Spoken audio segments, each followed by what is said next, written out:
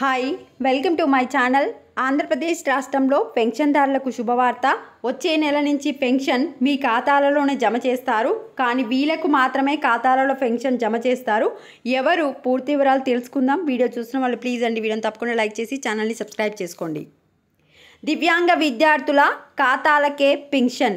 దివ్యాంగ విద్యార్థులు ఇంటికి దూరంగా ఉంటూ ఏ ప్రాంతంలో చదువుతున్నా పింఛన్ మొత్తాలను నేరుగా వారి ఖాతాల్లోకి జమ చేస్తామని రాష్ట్ర వయోవృద్ధులు దివ్యాంగుల సంక్షేమ మంత్రి డోలా బాల వీరాంజనేయ స్వామి తెలిపారు. చూడండి, ఎవరైతే ఆంధ్రప్రదేశ్ రాష్ట్రంలో దివ్యాంగ విద్యార్థులు ఉండి వారు ఇతర ప్రాంతాలలో చదువుతున్నట్లయితే వాళ్లకు పెన్షన్ వచ్చేసి అకౌంట్లలోనే జమ చేస్తామని చెప్పి దివ్యాంగుల సంక్షేమ మంత్రి గారైతే చెప్పడం జరిగింది. అదేవిధంగా సీనియర్ సిటిజన్కి త్వరలో డిజిటల్ గుర్తింపు కార్డులు కూడా ఇస్తామని చెప్పారు. అర్హత కలిగిన ప్రతి ఒక్కరికి ప్రభుత్వ పథకాలు అందాలన్నదే మా ప్రభుత్వ లక్ష్యం. నిజమైన లబ్ధిదారులకు పింఛన్ అందించడమే ధ్యేయంగా పరిశీలన జరుగుతుంది. అర్హత కలిగిన ఏ ఒక్కరి పింఛన్ తొలగించబోము. దివ్యాంగులకు 5% రిజర్వేషన్లు అమలయ్యేలా చర్యలు తీసుకుంటాము.